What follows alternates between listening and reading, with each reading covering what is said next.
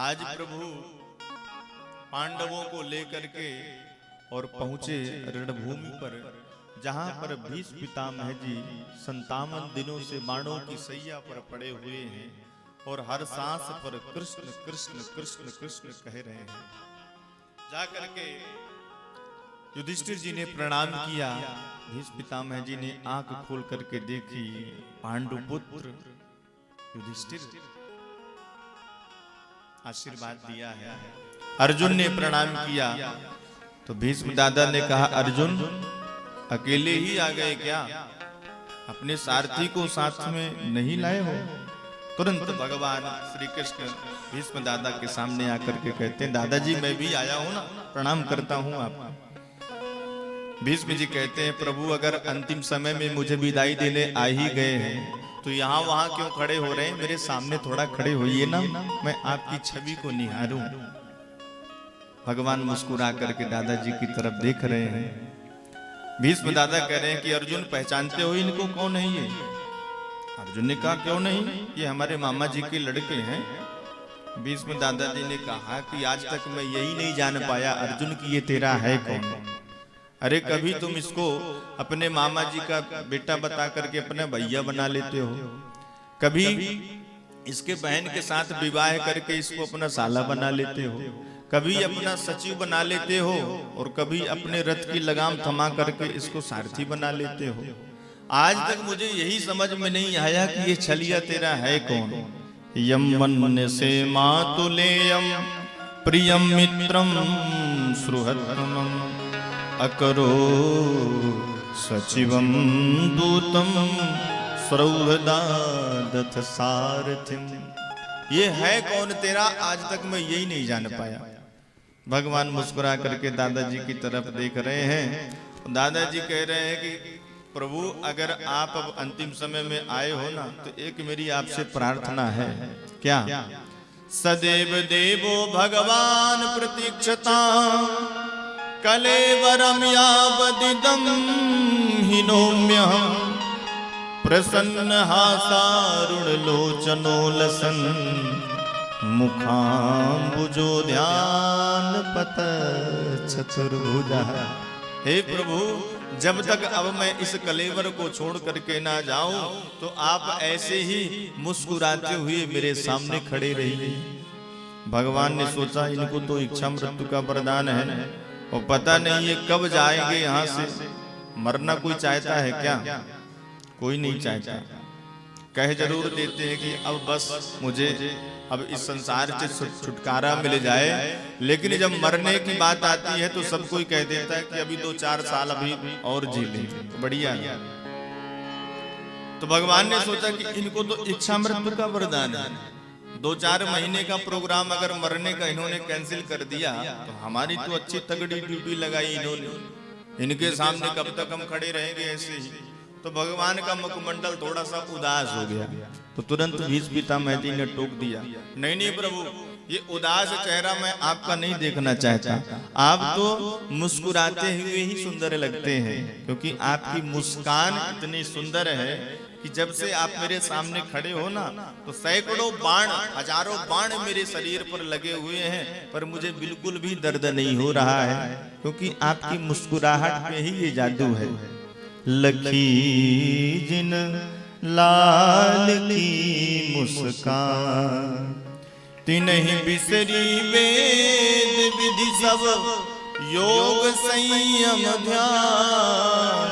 लखी जिन लाल की मुस्कान।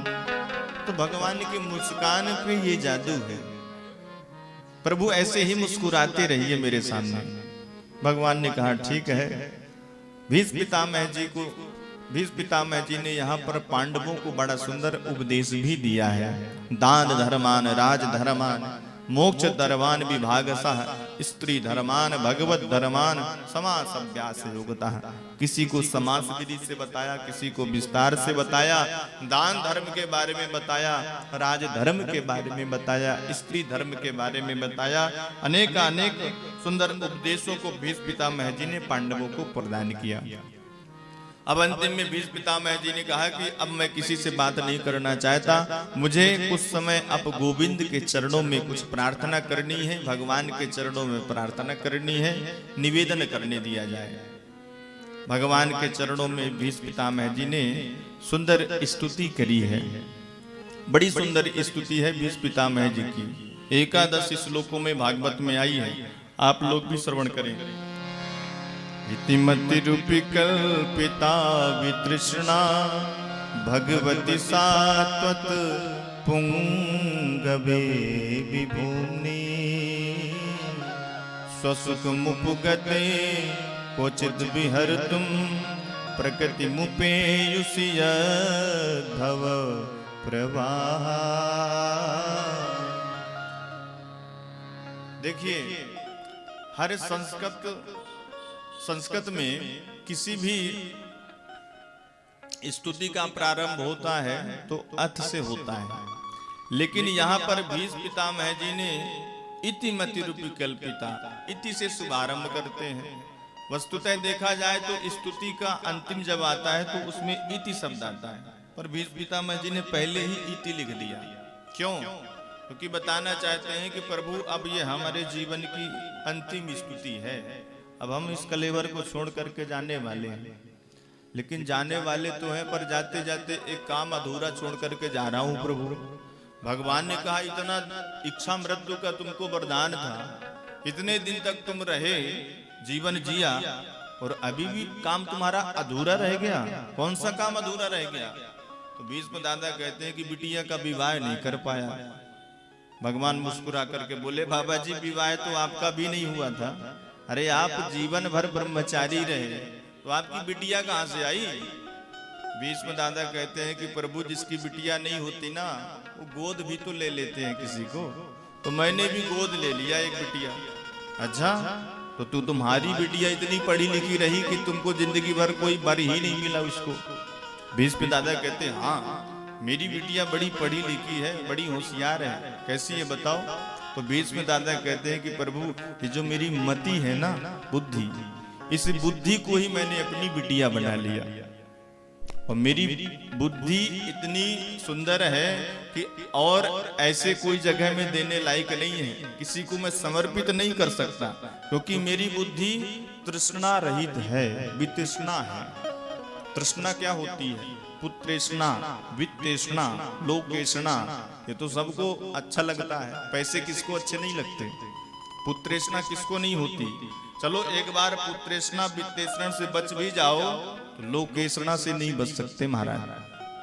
सम्मान, पद, प्रतिष्ठा, इससे नहीं बचा जा सकता।